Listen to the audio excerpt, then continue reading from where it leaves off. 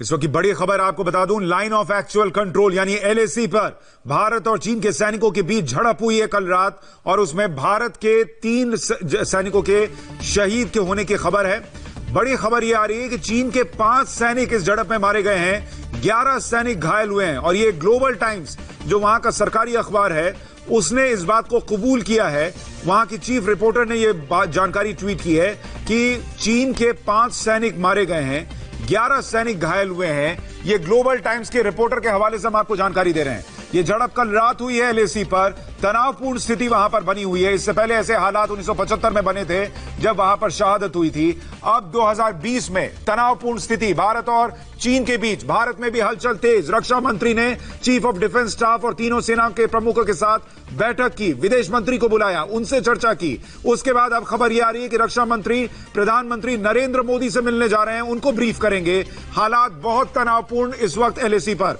हमारे साथ major general के सिन्हा बने हुए हैं। जनरल सिन्हा, चीन का सरकारी अखबार 5 चीन के सैनिकों के मारे जाने और 11 के घायल होने की बात कबूल रहा है। ये तो वो कबूल रहे हैं, इतना ही होगा या इससे ज्यादा हो सकता है फिगर?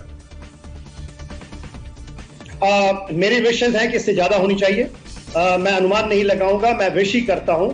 यदि वो कह रहे हैं तो ये स्थिति है कि हाँ वो छिपा के बता रहे हैं, क्या उसको ज्यादा बता रहे हैं। मत जरूरी ये है कि हमारी यदि शहादत हुई है तो उसकी प्रोपोर्शंस में कैजुअलिटी उधर ज्यादा होनी चाहिए। और कमांडिंग ऑफिसर, एक जेसीओ, एक जवान, देखिए वहां पर कंपनी कमांडर्स होंगे, बहुत सारे होंगे, और मैं जानता हूं अपने जवानों को, अपने ऑफिसरों को, कोई भी इस तरह को ऐसे जाया नहीं देगा।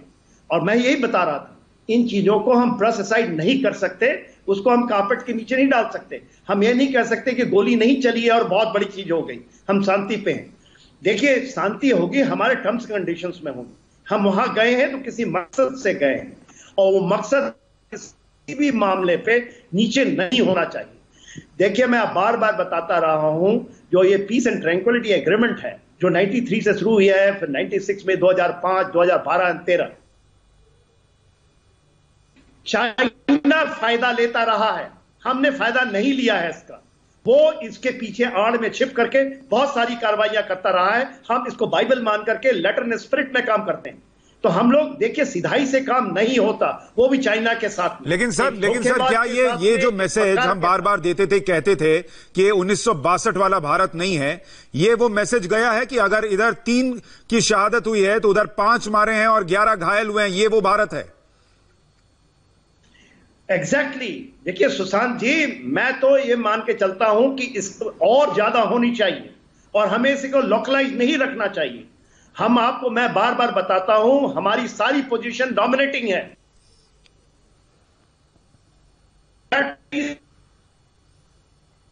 पड़ेगा, यदि चाइना दिखाता है तो आंख निकालने पड़ेंगे। और आप ये मान के चलिए, इसी में भारत की हित है, और इसी में भारत का हम यदि इमर्ज आउट करना चाहते हैं तो यही है तरीका। आप प्रॉक्सी से नहीं कर सकते। वो पेपर टाइगरों की तरह काम करते हैं कि वो आते हैं रॉड की लेकर के, और ये करके कार्रवाई नहीं होगी। यदि हम गलवान के अंदर में हम स्ट्रेटेजिक पोजीशन अख्तियार कर रहे हैं तो हम अख्तियार करेंगे। आपने ही पार्लियामेंट में अंदर में कहा है कि हम अक्साई चिन्ह हमारा इलाका है, हम उसको लेंगे। तो ये लेने की प्रक्रिया है, पहली प्रक्रिया है। ठीक है, आप कह रहे हैं आंखें दिखा रहा है, तो आंखें निकालने वाला भारत ये है। और अगर 3 शहादत इधर हुई है तो 5 सैनिक वहां चीन के भी मारे गए हैं। ये वो आपको ट्वीट दिखा रहा हूं मैं, जो चीन के ग्लोबल टाइम्स की चीफ रिपोर्टर ने किया है। वैंग वेन नाम है इस चीफ रिपोर्टर का, और उसने लिखा है कि रिपोर्ट से 5 PLA soldiers were killed and 11 were injured at LAC China India border yesterday. तो ये बड़ी खबर निकल कर आ रही है मनीष, लेकिन इसको इस लिहाज से भी देखना होगा कि ये ट्वीट जब आया है, ये तब आया है जब भारत में ये मुद्दा बहुत गंभीरता से उठ गया, और भारत ने इसको बहुत जोर शोर से उठाया कि ये वहां पर चीन ने हरकत की है। क्या अगर भारत ने इसको न उठाया होता इस तरीके से और बातें न रखी होती, तो क्या चीन इसको दबा जाता कि वहां पर भी कैजुअलिटीज हुई हैं? ये दिखाने की कोशिश है कि हम भी सफरर्स हैं। सुशांत, एक बड़े स्पेक्ट्रम में आप इसे देखें, दरअसल अब क्योंकि चाइनीज पीएलए और भारतीय सेना के बीच झड़प हुई, भारत ने अग्रेसिव तौर पर अलग अलग मंचों पर और डिप्लोमेटिक चैनल के साथ साथ इस समय खुद 3DIF के जो कमांडर हैं मेजर जनरल, वो खुद यहां पर ऑन ग्राउंड लोकेशन पर मौजूद हैं और वो दोनों देशों के चाइनीज पीएलए और भारतीय सेना के बीच बातचीत का दौर जारी है और डिप्लोमेटिक चैनल पर भी बातचीत हो रही है। बीजिंग इस पर रिएक्ट कर रहा है। इस बड़े स्पेक्ट्रम पर अगर आप इसे देखेंगे तो आपको समझ में आएगा कि दरअसल ग्लोबल टाइम्स के चीफ रिपोर्टर का ये ट्वीट दरअसल ये भी दर्शाता है कि एक साइऑप्स का तरीका भी हो सकता है, जो उनके ऊपर प्रेशर बिल्डअप हो रहा है उसको डाइल्यूट करने की रणनीति भी हो सकती है। तो इसीलिए जब तक औपचारिक तौर पर चाइनीज पीएलए की तरफ से ये ना आ जाए कि 5 जवान चाइनीज पीएलए के मारे गए और साथ में 11 इंजर्ड हैं, तो आप ये समझ लीजिए इसे साइऑप्स के तौर पर भी देखा जा सकता है। वहीं दूसरी तरफ क्योंकि लगातार चीन ग्लोबल टाइम्स और सीसीटीवी के जरिए military operations video, combat video और अलग अलग फोरम का इस्तेमाल करता आया है, तो इसीलिए मैं इसको इस तरीके से देखता हूं। और खासतौर पर जो जानकार हैं और जो इस समय आर्मी हेडक्वार्टर में सोर्सेज मौजूद हैं, उनका ये कहना है कैजुअलिटीज हुई हैं। दरअसल कितनी कैजुअलिटीज हुई हैं, एग्जैक्ट फिगर क्या है, जब तक चाइना के ऑफिशियल फिगर या फिर बेजिंग की तरफ से नहीं बोला जाता तब तक ये मानना बिल्कुल सही नहीं होगा। लेकिन क्योंकि ग्लोबल टाइम्स एक तरीके से चाइनीज पीएलए के कंट्रोल में है और उनकी तरफ से कहा गया। सुशांत, इसमें एक और बात जो हमारे सोर्सेज हैं वो बता रहे हैं, एक चीज जोड़ दूं बस इसमें कि जो दर्शक ये सोच रहे हैं कि ग्लोबल टाइम्स के आंकड़े पर विश्वास करें या ना करें, देखिए ये चीन है, वहां पर कलम बिना वहां की सरकार के पूछे हिलती भी नहीं है, चलनी तो दूर की बात है। तो अगर ग्लोबल टाइम्स की चीफ रिपोर्टर ये ट्वीट कर रही है कि 5 चीन के सैनिक मारे गए और 11 घायल हुए, तो वहां से कंफर्मेशन लेने के बाद, उनसे इजाजत लेने के बाद कि ये लिख दूं या न लिख दूं, तब जाकर ये ट्वीट हुआ होगा। ऐसे नहीं हो सकता। हालांकि अभी ऑफिशियल फिगर्स वहां की चीन की सरकार की तरफ से आना बाकी है। मनीष, अब आप अपनी बात पूरी कीजिए। सुशांत, एक और बात हम आपको बता दें क्योंकि ये बहुत इंपॉर्टेंट है जानना, क्योंकि दोनों देशों के बीच मिलिट्री लेवल और साथ में डिप्लोमेटिक लेवल बातचीत चल रही थी। दरअसल इस बातचीत के दौर में सबसे ज्यादा इंपॉर्टेंट इस बात का भी था कि जब दोनों देशों की सेनाएं आमने सामने बैठी हुई हैं और इसी गलवान इलाके में 2.5 से 3 किलोमीटर पीछे की तरफ जो चाइनीज पीएलए के इन्फेंट्री कॉम्बैट व्हीकल है वो गए, तो आखिरकार क्या हुआ? जो इस समय इंडियन आर्मी में हमारे सोर्सेज हैं उनका यह कहना है कि जब भी इस ईस्टर्न जो वेस्टर्न कमांड थिएटर कमांड है चाइनीज पीएलए का और तिब्बत मिलिट्री कमांड के जो पॉलिटिकल कमिश्नर हैं, वो जब यहां पर आए तो जब भी यहां पर आते हैं तो एक अग्रेसिव स्पीच उनकी होती है और उस अग्रेसिव स्पीच के बाद ये पूरी तरीके से मान लिया जाता है कि अब ये पूरा अग्रेशन जो है इस समय लाइन ऑफ एक्चुअल कंट्रोल पर देखने को मिलेगा। औपचारिक तौर पर हमें ये बताया गया और बिल्कुल क्लियरली बताया गया कि दरअसल वो अग्रेशन जो है वहीं से शुरू हुआ और फिर जहां पे सुबह ब्रिगेड लेवल बातचीत हुई, उसके साथ साथ जो बटालियन कमांडर लेवल बातचीत हुई, major general rank officer level बातचीत हो रही है। दरअसल उसके बाद भी अग्रेशन बढ़ गया और अग्रेशन बढ़ने के बाद ये इतना ज्यादा बढ़ा कि दोनों देशों की सेनाओं के बीच झड़प हो गई। इस बार फिर से बैनर ड्रिल की गई, पूरे प्रोसीजर को अपनाया गया और फिर जैसे इंडियन आर्मी की सिखलाई है, जनरल साहब खुद बैठे हैं यहां पर, वो बताएंगे कि officer lead from the front करता है और इसीलिए इस यूनिट के कमांडिंग ऑफिसर मनीष, मैं आपको माफी के साथ रोक रहा हूं। एक और बड़ी खबर आ रही है, आर्मी चीफ जनरल नरवणे ने पठानकोट का दौरा अपना रद्द कर दिया है। ये बहुत बड़ी खबर आ रही है। आर्मी चीफ पठानकोट जाने वाले थे, लेकिन जो हालात एलएसी पर बने हैं उसको देखते हुए आर्मी चीफ ने अपना पठानकोट दौरा रद्द कर दिया है और आर्मी चीफ इस वक्त यहीं रहेंगे क्योंकि जो भी एलएसी पर हो रहा है उसको लेकर यहां हाई लेवल मीटिंग्स चल रही है। रक्षा मंत्री ने CDS, chief of defence staff और तीनों सेना प्रमुखों के साथ बैठक की। आर्मी चीफ को भी पता है कि इस वक्त उनकी सबसे ज्यादा जरूरत यहीं पर है और इसलिए वो यहीं पर रहेंगे, पठानकोट नहीं जाएंगे। मनीष, और क्या जानकारी है इस बाबत?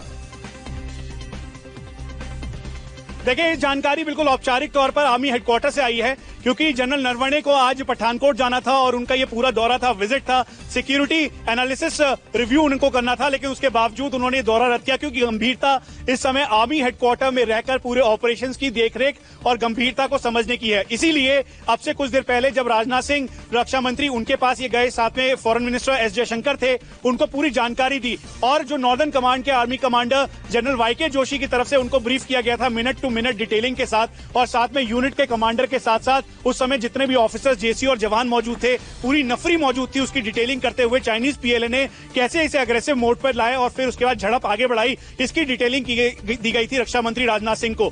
3 बजे रक्षा मंत्री राजनाथ सिंह उस मीटिंग में मौजूद थे, होना उनको है, जिसमें प्रधानमंत्री नरेंद्र मोदी सभी चीफ मिनिस्टर से बातचीत करेंगे और फिर उसके बाद रक्षा मंत्री भी वहां पे मौजूद होंगे। लेकिन इससे पहले कि ये सब सीएम मीटिंग हो, वीडियो कॉन्फ्रेंसिंग के जरिए रक्षा मंत्री राजनाथ सिंह एक एक डिटेल प्रधानमंत्री नरेंद्र मोदी से साझा करेंगे, उनको बताएंगे और यही डिटेल इस समय नेशनल सिक्योरिटी एडवाइजर को भी दी गई है। दरअसल एस जयशंकर का इस मीटिंग में होना ये सांकेतिक तौर पर बिल्कुल साफ करता है कि इस समय इंडिया एक बार फिर से मिलिट्री और साथ में डिप्लोमेटिक तौर पर इस बात को बहुत दमखम के साथ रखेगा। और यही समझ लीजिए, जैसे ही उस समय मीटिंग हो रही थी, करीबन अब से 30 मिनट पहले ही ग्लोबल टाइम्स के चीफ रिपोर्टर का ये आना, ये अपने प्रेशर को रिलीज करने के तरह ही लगता है कि जिसमें उन्होंने बताया कि 5 जवान उनके भी मारे गए हैं और 11 इंजर्ड हुए हैं। तो इन सबको एक बड़े स्पेक्ट्रम पे देखा जा रहा है और खासतौर पे 1975 के बाद ये पहला मौका है जब कोई कॉम्बैट इस तरीके का बैटल कैजुअलिटी हुई है और यही वजह है कि इस मामले की गंभीरता और बढ़ गई है। आर्मी चीफ जनरल नरवणे ने अपना जाना रद्द किया है। उसके साथ साथ इस समय आर्मी हेडक्वार्टर मिलिट्री ऑपरेशंस और खासतौर पे ऑन ग्राउंड 14 कोर इस पूरी तरह से इस पूरे हर एक गतिविधि को नाप रहा है। और एक और चीज हमको आपको बता दें, जो अभी हमारे सोर्सेज हमें बता रहे हैं,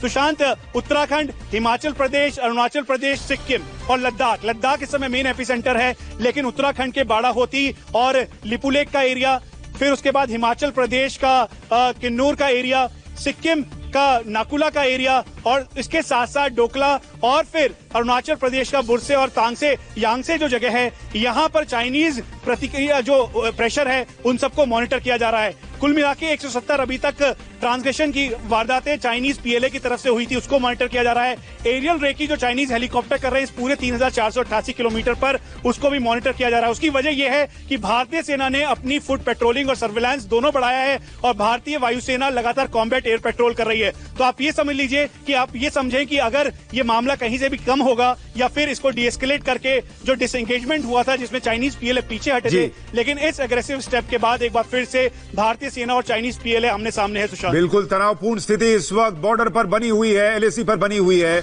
हमारे साथ आनंद प्रकाश पांडे हमारे सहयोगी जुड़ गए हैं। आनंद, ये जो हाई लेवल मीटिंग्स चल रही हैं, रक्षा मंत्री ने जो मीटिंग की, अब रक्षा मंत्री प्रधानमंत्री से मिलने जा रहे हैं, इनको लेकर क्या जानकारी है आपके पास? जी देखिए, जो भी ब्रीफ मिला रक्षा मंत्री राजनाथ सिंह को, जो उन्होंने बैठक की है जयशंकर के साथ, सीडीएस के साथ, आर्मी चीफ के साथ, वो पूरी ब्रीफिंग वो प्रधानमंत्री नरेंद्र मोदी को देंगे। और बताया जा रहा है कि मुख्यमंत्रियों के साथ जो बैठक होनी है उसके पहले वो ये ब्रीफिंग प्रधानमंत्री नरेंद्र मोदी को देंगे। सरकार के स्तर पर जो आधिकारिक सूत्र वो ये बता रहे हैं कि जो ग्लोबल टाइम्स की बात की जा रही है कि चाइनीज साइड में भी कैजुअलिटीज हुई है, ये सरकारी आधिकारिक सूत्र भी बता रहे हैं। लेकिन कितनी कैजुअलिटीज हुई है तो ग्लोबल टाइम्स पे हमको उतना भरोसा नहीं करना चाहिए, ये सरकारी सूत्र कह रहे हैं, क्योंकि उनका कह रहे हैं कि ग्लोबल टाइम्स जो है वो एक तरह से साइकोलॉजिकल वॉरफेयर और प्रोपेगेंडा की फैक्ट्री है। ऐसे में उधर से कैजुअलिटी हुई है, चाइनीज साइड में भी हैवी कैजुअलिटीज हुई है, ये आधिकारिक सूत्र बता रहे हैं। और तीसरी बात यह है कि सरकार के जो सूत्र ये साफ कर रहे हैं कि हमारी सेना के पीछे हटने का कोई सवाल नहीं है। और आज सुबह 7:30 बजे से लगातार चाइनीज की तरफ से ये बार बार रिक्वेस्ट की जा रही थी इंडियन साइड को कि आप बातचीत करें। यानी कहीं ना कहीं चाइना को ये लग रहा है कि जो झड़प हुई है और जो तनाव बढ़ा है उससे कहीं ना कहीं माहौल बिगड़ सकता है। तो बार बार जो रिक्वेस्ट आ रही है बातचीत के लिए, जो बातचीत अभी चल रही है तनाव को कम करने के लिए, ये चाइना की तरफ से बार बार रिक्वेस्ट की गई थी, जिसके बाद भारत की तरफ से भी बातचीत शुरू की गई है। तो कहीं ना कहीं चाइना को लग रहा है कि उनसे गलती हो गई है, यही वजह कि उनकी तरफ से बार बार रिक्वेस्ट की जा रही है। सरकार के जो आला अधिकारी है, खुद प्रधानमंत्री पूरे हालात में नजर बनाए हुए हैं, रक्षा मंत्री लगातार पल पल की अपडेट ले रहे हैं और आपसे कुछ देर बाद बताया जा रहा है कि प्रधानमंत्री को भी ब्रीफ करेंगे। मनीष, आपके पास कोई और जानकारी आ रही है?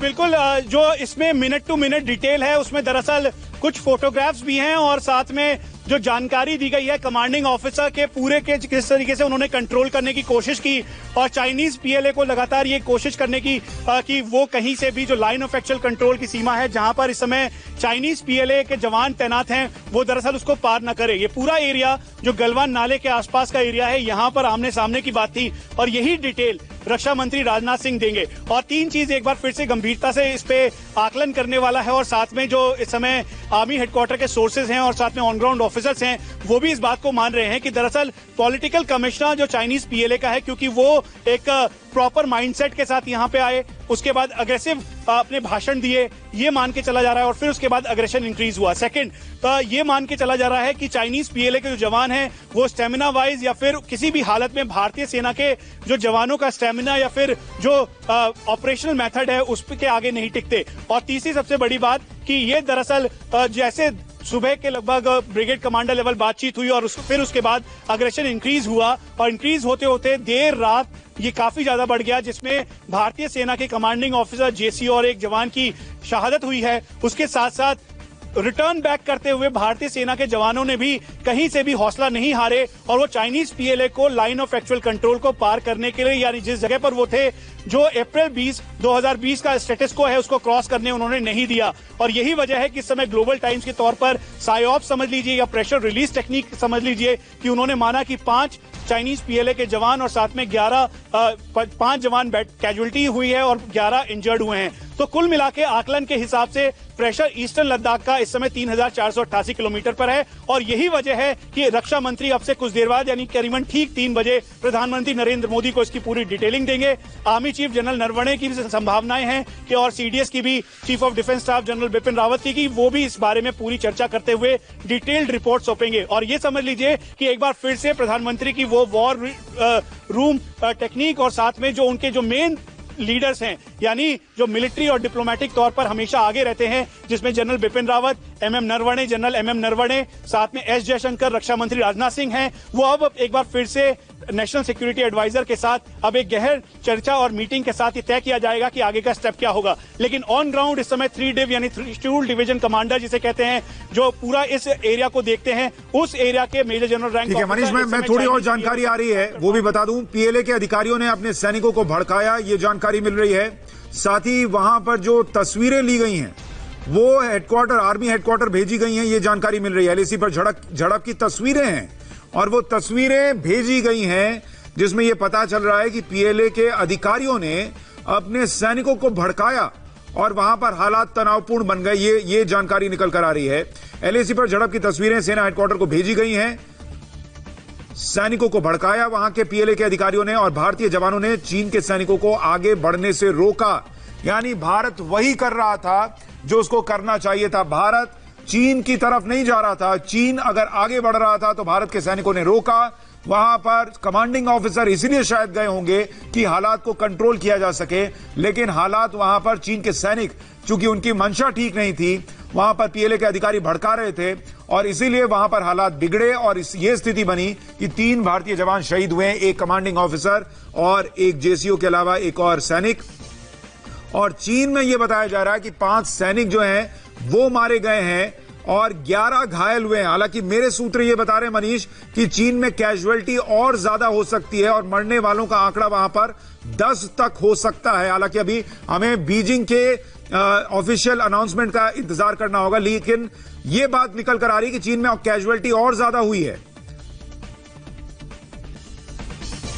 सुशांत, ये आपको बता दें कि दरअसल ग्लोबल टाइम्स या फिर जिस तरीके की चीन से खबरें निकल के आती हैं वो पूरा साइकोलॉजिकल वॉरफेयर और प्रोपेगेंडा का एक हिस्सा होता है। आपको एग्जांपल दे दूं, 5 और 6 मई को जब चाइनीज पीएलए और भारतीय सेना के जवान आमने सामने पेंगोंगसो के फिंगर 4 और फिंगर 5 में हुए थे, उस दौरान भी भारतीय सेना के कमांडिंग ऑफिसर और साथ में कुछ जवानों की इंजरी हुई थी, जिनको हमने तो औपचारिक तौर पर बताया, लेकिन चाइनीज पीएलए की तरफ से कितनी इंजरी हुई थी उसके बारे में कोई भी जिक्र नहीं किया गया। आज चूंकि प्रेशर बहुत हाई है, 1975 के बाद ये पहला मौका था जब कॉम्बैट कैजुअलिटी हुई है। इसका मतलब यह है कि चाइनीज पीएलए और भारतीय सेना के बीच आमने सामने लाइन ऑफ एक्चुअल कंट्रोल पर 1975 के बाद ये कैजुअलिटी हुई है। और ये जिस तरीके की बात कही जा रही थी वो सब उसके बिल्कुल विरोध है और इसीलिए ये मान के चला जा रहा है एक्सपर्ट्स के मुताबिक कैजुअलिटी हुई है, कितनी हुई है, जब तक बीजिंग ना बोले तब तक वो मानना ठीक नहीं होगा। और दूसरी सबसे अहम बात, साइकोलॉजिकल वॉरफेयर के तौर पर चाइना ये चाहेगा कि उसका ऊपर जो प्रेशर बिल्डअप हो रहा है, प्रेशर उसे रिलीज करे, इसी तौर पर करे कि अगर भारतीय सेना के कमांडिंग ऑफिसर और 2 जवान शहीद होते हैं, यानी कुल कैजुअलिटी 3 होती है, तो उनकी तरफ से भी 5 कैजुअलिटीज और 11 इंजर्ड हुए। आप समझ लीजिए एक बड़े स्पेक्ट्रम पे, क्योंकि चाइना हमेशा रणनीतिक तौर पर और डिप्लोमेटिक तौर पर बहुत अलग अलग गेम खेलता है। इसलिए आपने देखा पिछले दिनों डिप्लोमेट्स चाइना के बीजिंग के द्वारा एक नॉर्मल बात कर रहे थे, नॉर्मलसी मेंटेन करने के लिए कह रहे थे, लेकिन चाइनीज पीएलए वहीं अग्रेसिव तौर पर इन्फेंट्री कॉम्बैट व्हीकल को पीछे ले जा रही और फिर आगे लेके आ रही थी, खासतौर पर गलवान के इसी पेट्रोलिंग पॉइंट 14, 15 और 17 के एरिया में, हॉट स्प्रिंग के एरिया में। हॉट स्प्रिंग वही एरिया है जहां पे 1962 का युद्ध हुआ था, गलवान के इसी इलाके में 1962 में युद्ध हुआ था। आप समझ लीजिए कि ये कितना इंपॉर्टेंट है। और अगर इसके ऊपर चाइनीज पीएलए बैठता है रणनीतिक तौर पर, तो डीएसडीबीओ का ये डुरबुक से लेकर जो डीबीओ दौलत बेग ओल्डी तक का रोड है, स्ट्रेटेजिक रोड है, इस पर प्रेशर बिल्डअप वो आसानी से कर सकता है। इसीलिए स्ट्रेटेजिक तौर पर इसकी रक्षा करने के लिए भारतीय सेना ने अपनी 3 ब्रिगेड ईस्टर्न लद्दाख के इस पूरे एरिया में लगाया, जिसमें भारतीय सेना के जो टैंक आर्मर्ड कॉम्बैट ग्रुप भी है, वो भी यहाँ पे डिप्लॉय था। आप ये समझ लीजिए कि 3 ब्रिगेड साथ में डिव कि पूरी जो फौज इसी एरिया को सिक्योर करने में लगी थी और उसके बाद ये अग्रेसर होता है। और यही वजह है कि चाइना की तरफ से जो अलग अलग तरीके से साइऑप्स और प्रोपेगेंडा के तौर पर ये बताया जा रहा है कि 5 मारे गए, 6 मारे गए, यहां तक की संख्या 12 तक पहुंचाई गई। लेकिन औपचारिक तौर पर जब तक चाइनीज पीएलए की तरफ से बयान ना आए या चाइना की तरफ से ना आए और बीजिंग की तरफ से ना आए, सुशांत, इस पे मानना बिल्कुल भी ठीक नहीं होगा। आप ये समझ लीजिए कि प्रेशर रिलीज करने के लिए चाइना की तरफ से ये कहा गया है। ये भी कह दें आपको कि जिस तरीके से भारतीय सेना है जो देश के लिए लड़ती है, लेकिन चाइनीज पीएलए पॉलिटिकल पार्टी के लिए लड़ती है, तो ये एक बहुत बड़ा डिफरेंस है। हमारे साथ आनंद भी है, मनीष, जरा उनसे भी जानकारी लें। आनंद, जो जानकारी मिल रही है सूत्रों के हवाले से कि रक्षा मंत्री और प्रधानमंत्री की जो बातचीत होनी है वो 3 बजे की मुकर्रर है और शायद ये बातचीत फोन पर या वीडियो कॉन्फ्रेंसिंग के जरिए हो, क्योंकि प्रधानमंत्री की मुख्यमंत्रियों के साथ एक बैठक तय है। इसलिए हो सकता है कि ये जो रक्षा मंत्री ब्रीफिंग दें ये फोन पर या वीडियो कॉन्फ्रेंसिंग के जरिए 3 बजे दें। जी बिल्कुल, क्योंकि 3 बजे प्रधानमंत्री जो मुख्यमंत्रियों के साथ वीडियो कॉन्फ्रेंस कर रहे हैं, तो पिछली बार होता रहा है कि गृह मंत्री अमित शाह, राजनाथ सिंह, डॉक्टर हर्षवर्धन, ये तीनों प्रधानमंत्री के निवास से जाकर वहां से वीडियो कॉन्फ्रेंस के माध्यम से जुड़ते हैं। लेकिन आज की जो बैठक है इसमें ये सभी जो मंत्री हैं ये भी वीडियो कॉन्फ्रेंस के माध्यम से मुख्यमंत्रियों की बैठक में शामिल होंगे। और यही वजह है कि बताया जा रहा है कि प्रधानमंत्री को जो ब्रीफिंग देंगे राजनाथ सिंह, वो या तो फोन के माध्यम से देंगे या फिर वीडियो कॉन्फ्रेंस के माध्यम से ही देंगे।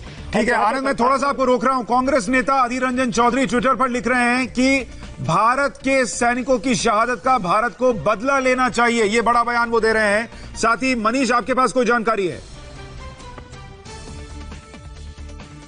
देखिए सुशांत, जिसका हम कह रहे थे, जिक्र कर रहे थे कि ग्लोबल टाइम्स साइऑप्स और प्रोपेगेंडा के तौर पर इस बात को रख रहा है। अभी ग्लोबल टाइम्स के एडिटर इन चीफ के तरफ से औपचारिक तौर पर यह कहा गया कि हम किसी भी ऐसे फिगर को कोट नहीं कर रहे। यानी जो ग्लोबल टाइम्स ने अपने चीफ रिपोर्टर को डिसोन कर दिया, जो कह रही थी कि 5 कैजुअलिटीज और साथ में 11 इंजर्ड हैं। तो आप समझ लीजिए जिसकी हम बात कर रहे थे, दरअसल बिल्कुल ठीक उसी तरीके से ग्लोबल टाइम्स ने औपचारिक तौर पर चाइनीज पीएलए का जो पॉइंट है वो रखा है कि हमारी तरफ से अभी तक किसी भी जो कैजुअलिटीज हैं या फिर इंजरीज हैं उसकी हम कोई भी जानकारी नहीं दे रहे और कोई भी बात नहीं कह रहे। और चीफ रिपोर्टर की जो वो कोट है उसको उन्होंने रिकॉर्ड करते हुए ये बात कही है। तो हम जिसका आपको जिक्र कर रहे थे, दरअसल चाइनीज प्रोपेगेंडा और चाइनीज इंफॉर्मेशन वॉरफेयर, दरअसल ये साइऑप्स का हिस्सा था। आप ये समझ लीजिए। क्या मनीष, इसके पीछे एक वजह ये भी हो सकती है कि चीन के जो सैनिकों की कैजुअलिटी है वो नंबर बढ़े, क्योंकि जो सूत्र बता रहे हैं, कुछ सूत्र हमारे ऐसे भी बता रहे हैं कि शायद ये आंकड़ा 10 तक जा सकता है चीन में जो सैनिक मारे गए हैं उसके।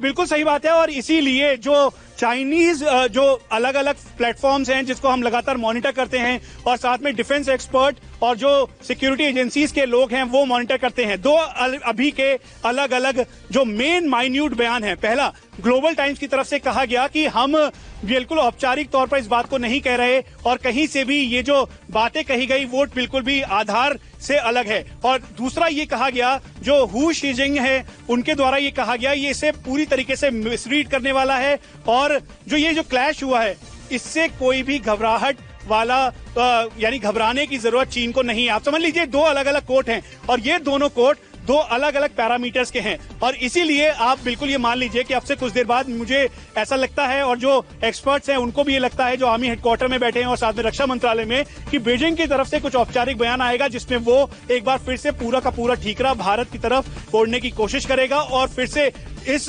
टॉक्स पे बात करने की कोशिश करेगा। और यही वजह है कि आज सुबह से जब से ये हुआ, वी आवर्स यानी जो हमारे सोर्सेज है वो हमें बता रहे हैं कि अर्ली मॉर्निंग करीबन 4:30 100 आवर्स से यानी 4:30 से लेकर अभी तक लगातार चीन की तरफ से ये कहा गया कि बातचीत की जाए। और यही वजह है कि 14 कोर कमांडर ने त्रिशूल डिवीजन कमांडर को ये बात कही कि वो जाके major general rank officer level पे बातचीत करे और इसीलिए वो बातचीत भी हो रही है। तो आप ये समझ लीजिए पूरे पैरामीटर्स के हिसाब से इस समय चीन की तरफ से ये जो दबाव प्रेशर रिलीज करने की टेक्निक है वो चल रही है, साइकोलॉजिकल वॉरफेयर चल रहा है, उसकी तरफ से बीजिंग अलग अलग माध्यम से अपने अलग अलग बयान दे रहा है। तो ये इसके मॉनिटरिंग करते हुए अब रक्षा मंत्री अब से कुछ देर बाद प्रधानमंत्री नरेंद्र मोदी को इसकी पूरी ब्रीफिंग देंगे और फिर उसके बाद ये दिशा और दशा इस पूरे जो अभी एग्जैजरेट किया चाइनीज पीएलए ने, उसकी तय हो जाएगी कि किस तरीके से भारत को अगला स्टेप रखना है। लेकिन हम आपको फिर से बता दें कि इस समय गलवान के इलाके में पूरी भारतीय सेना इंटैक्ट है। खासतौर पे जो डिप्लॉयमेंट है, उस डिप्लॉयमेंट में कहीं भी कमी नहीं है। जो भारतीय सेना की उस यूनिट के जवान हैं जिनके सीओ को शहादत मिली है, वो भी इस समय ऑन ग्राउंड इंटैक्ट है। उन सबके फोन बंद कर दिए गए हैं ताकि कहीं से भी कोई मिसकम्युनिकेशन ना हो, और खासतौर पर इस बात का ध्यान रखा जाए कोई मिस इंफॉर्मेशन उन जवानों तक ना पहुंचे जो इस समय लाइन ऑफ एक्चुअल कंट्रोल की पूरी तरह से मुस्तैदी से रक्षा कर रहे हैं। सुशांत, हमारे साथ major general retired Shashi Asthana भी जुड़ गए हैं, रक्षा विशेषज्ञ। सर, बहुत स्वागत इंडिया टीवी पर आपका। बड़ी खबर एलएसी से, जहां पर भारत की तरफ 3 कैजुअलिटीज की जानकारी है और चीन की तरफ अभी ये बताया जा रहा है कि 5 कैजुअलिटीज, और बढ़ भी सकता है ये आंकड़ा। ये हालात आप कैसे देखते हैं इसको? कितना तनावपूर्ण माहौल है ये? देखिए, माहौल तो तनावपूर्ण है, माहौल गंभीर है, और ये खबर भी अच्छी नहीं है। और मैं पहले भी बोलता भी रहा हूं और मैंने कई जगह लिखा भी है कि स्टैंड ऑफ में क्या होता है कि जो जिसे बोलते हैं ना ग्रेसफुल एग्जिट, वो बहुत मुश्किल हो जाता है स्टैंड ऑफ करने के साथ साथ। अभी इस बारे में मैं साफ कहना चाहूंगा कि चीन ने ये बहुत ही अनप्रोफेशनल तरीका अपनाया है। अभी कॉन्फिडेंस बिल्डिंग मेजर के मुताबिक ये बात साफ है कि हाँ भाई, गोली नहीं चला सकते, लेकिन गोली चलाने से लेवल से नीचे उन्होंने सब जितने किस्म की जिसे कहना चाहिए बचकाना हरकत या जिसे गुंडागर्दी कहना चाहिए, उस लेवल की सारी हरकत कर पाई है। अभी आप देखिए, लकड़ियों लेके आना, लकड़ियों में कील के नोके लगा के आना और उससे मारना, ये जो है ये गलत बात है। और इस तरीके से जो है उन्होंने एक सोल्जर्स की मर्यादा को नीचे किया है। अभी जहां तक चीन का सवाल है और चीन की स्ट्रेटजी का सवाल है, चीन वही भाषा समझता है कि उनकी आंख में स्ट्रांगली अगर आप देखें तो चीन दबेगा। हम किसी भी हालत में दब नहीं सकते, हमें उनकी आंख में देखना है और उन्हें सही तरीके से जवाब देना है। और मुझे पूरा भरोसा है कि जब स्कफल होती है, जाहिर है कि स्कफल दोनों साइड हुई होगी और स्कफल में उनकी भी बराबर ही कैजुअलिटीज हुई होंगी, कम से कम तो नहीं हो सकती, क्योंकि अभी तो हमसे ज्यादा निकल कर आ रही हैं सर, कि हमसे ज्यादा कैजुअलिटीज वहां पर हुई हैं। लेकिन अब नजर इस बात पर है कि भारत का रुख यहां से क्या होगा सर, इस पर भी आपसे चर्चा करेंगे। एक छोटे से ब्रेक के बाद इस बड़ी खबर पर हम बने हुए हैं। एलएसी पर भारत और चीन के बीच तनाव बहुत बढ़ गया है, दोनों ही तरफ कैजुअलिटीज की खबर है। भारत के 3 जवान शहीद हुए हैं, चीन में 5 सैनिकों के मारे जाने और 11 के घायल होने की खबर है। ऑफिशियल फिगर आने का अभी इंतजार किया जा रहा है। यह आंकड़ा बढ़ सकता है चीन की तरफ कैजुअलिटीज का, यह भी सोर्सेस बता रहे हैं। प्रधानमंत्री से रक्षा मंत्री बात करने वाले हैं और ब्रीफ करने वाले हैं, इस पर भी हमारी नजर है। 3 बजे रक्षा मंत्री ब्रीफ करेंगे प्रधानमंत्री को, उससे जुड़ी जानकारी भी आपको देंगे। एक छोटे से ब्रेक के बाद जल्द लौट रहे हैं।